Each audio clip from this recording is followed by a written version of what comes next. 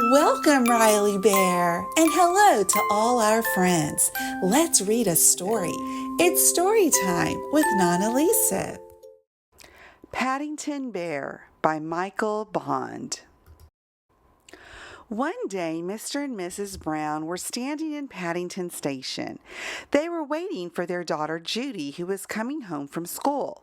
Suddenly, Mr. Brown noticed something small and furry behind a pile of mail bags. "Look over there," he said to Mrs. Brown. "I'm sure I saw a bear." "A bear?" said Mrs. Brown. "On Paddington Station? Don't be silly, Henry. There can't be." But there was.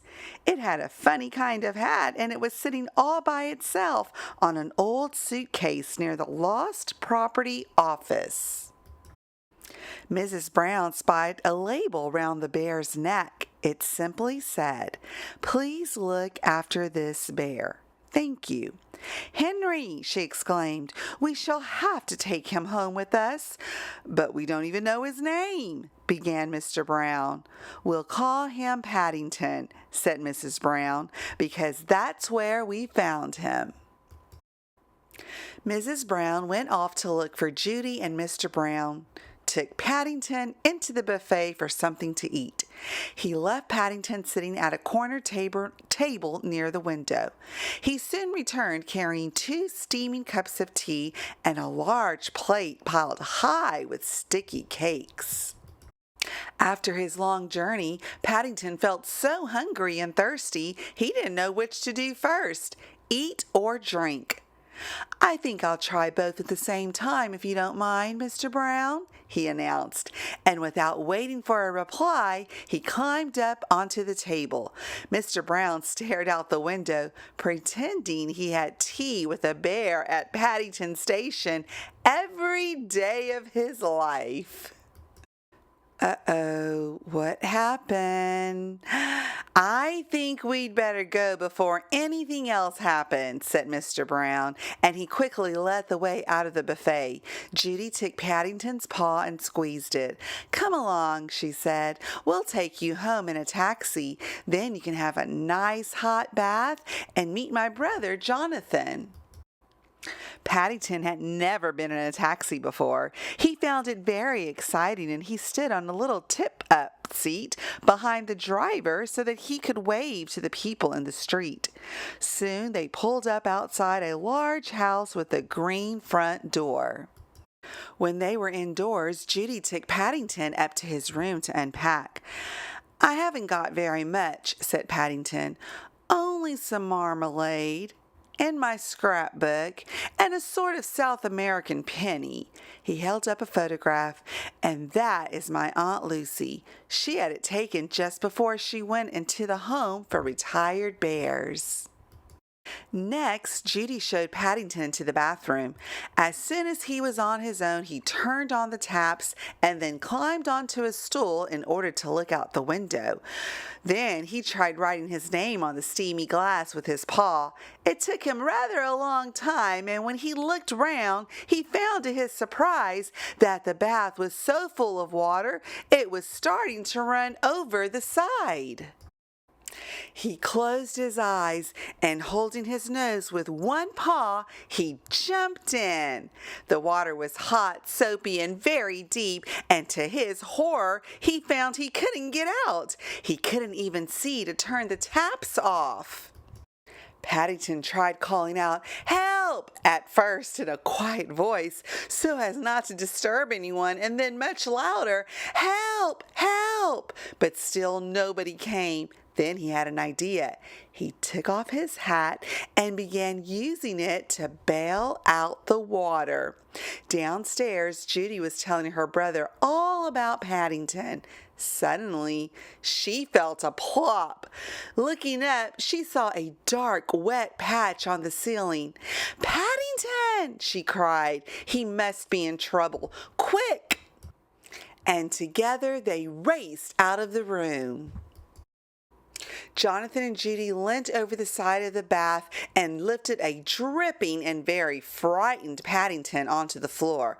"What a mess," said Jonathan. "We'd better wipe it up pretty quickly." "Oh, Paddington," said Judy, "what a good job we found you in time. You might have drowned." Paddington sat up. "What a good job I had my hat," he said. Sometime later, a beautifully clean Paddington came downstairs. Settling himself down in a small armchair by the fire, he put his paws behind his head and stretched out his toes. It was nice being a bear, especially a bear called Paddington. He had a feeling that life with the Browns was going to be fun. The end. Good night, Moon. Good night, stars. Good night, Riley Bear, and friends wherever you are. Whether you're close to us, near or far, Nana Lisa loves you just as you are. So give me a hug and squeeze me tight. Here's a good night kiss.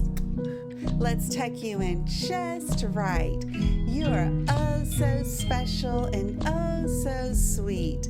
Have good dreams and sleep in peace. Until we meet again, dear Riley Bear and friends, good night. I love you. Nana Lisa is going to tell you how you can get your own copy of her book. Now, Mama and Papa can buy either a hardcover copy or a softcover copy by going to my website. But I'm going to tell you how you can get a free digital copy of my book. 3 simple steps. You ready? Okay, step 1. You're going to go to Nana Lisa's website. It's www.jatokia.com. That's JATOKIA.